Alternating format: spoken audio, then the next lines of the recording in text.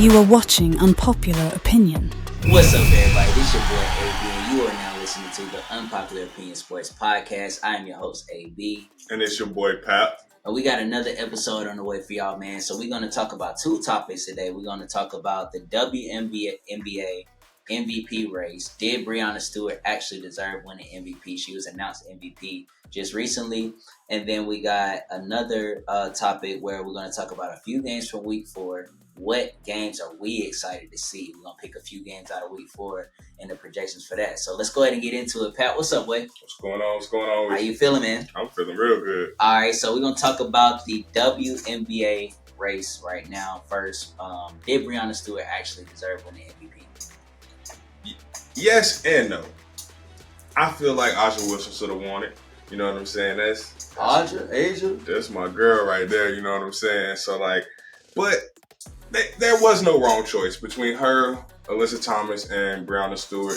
They were all going to be a good choice. Alyssa Thomas did her thing this year. She had first time ever in WNBA history that there were back-to-back triple-doubles twice in a season.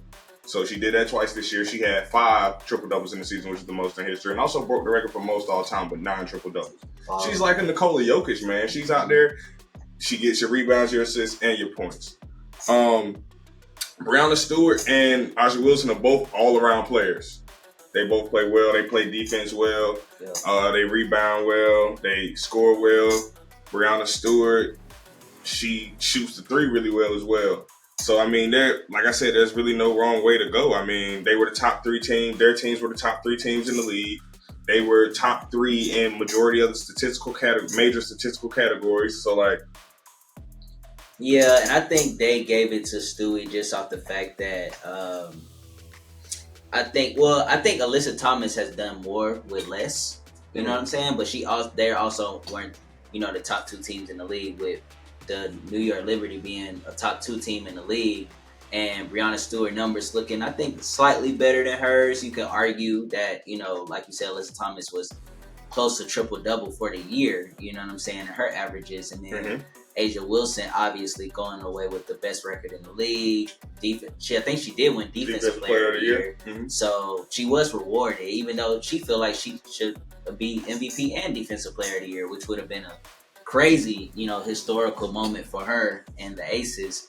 But I did predict that Stewie was going to win MVP. Like you said, it could have went either way. And the points were close. It was 446 to 439 to 433 going Stewart, Thomas, Wilson. Aja Wilson actually finished 3rd. Mm-hmm. So it was really close, but I think Stewie deserved it, man, with a younger team, you know what I'm saying? Her being the leader of that team, coming in and making an immediate impact, coming off of a major injury before.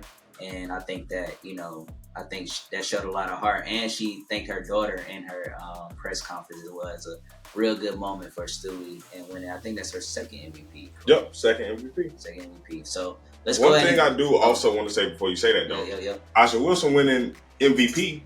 Not MVP, but winning Defensive Player of the Year. She also broke the WNBA record for most points in a game with 53. So she clearly plays both sides of the ball, and she was 3rd in the league in scoring. So she's playing both sides of the ball at an extremely high and efficient level, and doing 53 points, and she's not a real big 3-point shooter. That says a lot. Only pushback I got on that is the amount of talent that they have on there. Maybe that's helping her get off as much as she is, because she's not focused. The defense can't just focus on her so much, because they got to worry about Chelsea Gray. They got to worry about Kelsey Plum. They got to worry about Jackie Young. You know what I'm saying? Mm-hmm. So they got so many pieces. It's just kind of like, dang, well, that's literally about a super team. And they got Candace Parker, who isn't, healthy. She's not even there right now. She's not even healthy right now. It'd be real trouble. So I'm telling you. So let's go ahead and get into the second topic, man. So a few games from the Week 4 matchup. We got some interesting ones coming up for Week 4. It's been a pretty good NFL season so far, I would say. What are 2 games that you point out that really stick out to you that I feel like are going to be exciting games for Week 4? One game I feel like is going to surprise people and actually turn out to be a really good game is the Bucs and the Saints. Mm-hmm. I'm really excited to see that. Alvin Kamara's coming back. Derek Carr may play. He's got the AC joint sprain, so that's going to be a little tough. But that offense is going to be more electric. They've already been able to move the ball well, passing with Chris Olave and Slant Boy coming back, Michael Thomas. So giving Kamara to that, that's going to be well. Marshawn Lattimore always does a really great job of shutting down Mike Evans, who's been playing a hell of a game this year in football. He's trying to come for that wide receiver crown this year. So we're going to see how that goes. We know they get into their spats because Marshawn Lattimore is the only cornerback in the league that can shut Mike Evans down on a consistent basis. So I see fireworks coming from that game. Two great defenses. Baker Mayfield's been playing well. Depending on whether Jameis starts or Derek Carr starts, it's going to kind of tilt the turn on that. But if Carr comes to play, which he says, if he's out there, then he's healthy. I see he comes to play. That's going to be a good game, and I do see the Buccaneers still coming out on top in that, though. I'll make a quick point about it, and then I want to hear your second game. So I'll say Jameis coming back for revenge against the Bucs because they shipped him off for Tom Brady. Mm-hmm. So I feel like this could be a revenge game for him. He's probably going to play. I think Derek Carr is going to at least miss a week.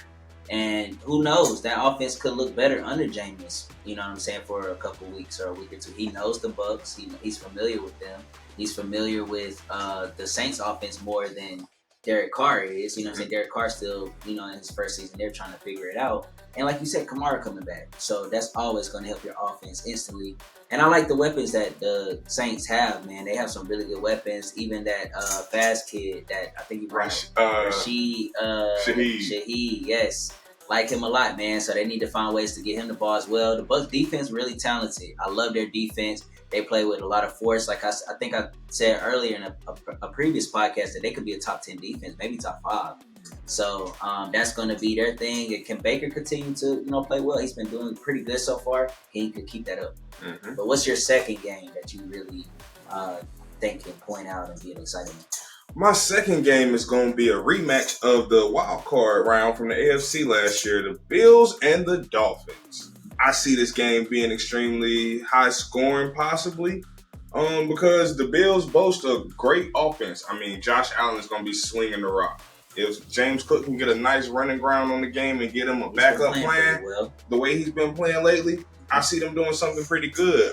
The Dolphins, I mean, they just come off 726 yards. Anybody who touched the ball was getting into the end zone. It did not matter. Nobody could stop anything for that Broncos defense against them. And if they come out with that same firepower and Waddle comes back healthy this week, I'm not exactly sure if he's coming back or not, but I see that being one of the highest scoring games. It could be one of those like Chiefs-Rams games from a few years ago, because it's going to be hard to stop either one of those offenses. So I'm really excited to see that. Josh Allen is on a hunt ever since they lost to the Jets week 1. And, I mean, both teams are hungry for a win, and both teams are hungry for a Super Bowl hunt right now. And they're both there to get it done. AFC East rivalry, AFC East matchup, huge game for the division. And I see it being great. Quick points I'll say, I think Jalen Waddle will play. He did practice on Wednesday. He will return to practice on Wednesday, as reported. So if he's practicing starting from Wednesday, he's probably going to get enough practices to come in and feel comfortable playing out of that concussion protocol. And the Bills got a lot to prove right now, man. They've had their chances to, be Super Bowl contenders. They've been Super Bowl picks in the past. They have to keep their foots on the necks of everyone else in the AFC. They have to continue that, we're running the AFC pack, because for so long they've been the laughingstock of the AFC East, just like everyone else, because Tom Brady was dominating for so long. But, now it's a real fight between who can really dominate that division. And the Dolphins are like, we coming. They hit that Deion Sanders, we coming. So, it's serious, man. It's going to be a good one for sure. I think that's going to be a good one. Quickly, I'm going to say my two, and then, So, the Eagles and the Commanders, I definitely want to see that for obvious reasons, but also just Jalen Carter. I want to see more of Jalen Carter. I want to see what the Commanders have in store, too. They're 2-1 on the year. Not a bad team. Don't look bad so far. Every game's been close. So, and they beat us last year. They stopped our undefeated streak last year. So I'm really excited to see what we're going to come out with, the fervor and passion we're going to come out with playing the Commanders. And it's going to be in our house. So what you think? Commanders always have a good defense these last few years. If Sam Howell and that offense can get it together and he can really attack and get the ball to McLaurin like he's supposed to, that'll be a really good game, because the Eagles haven't been looking great this year offensively. So if they come out there and they go head-to-head, I mean, they can be a really great game. Yeah, for sure. And then I think for my last game, I wanted to talk about the Cowboys and the Patriots, the return of Zeke to the Patriots, and it's going to be in. Is it going to be in Dallas? In Dallas, yes, in Dallas. So the return of Zeke. What are you thinking? Oh, well, I'll say what I think first.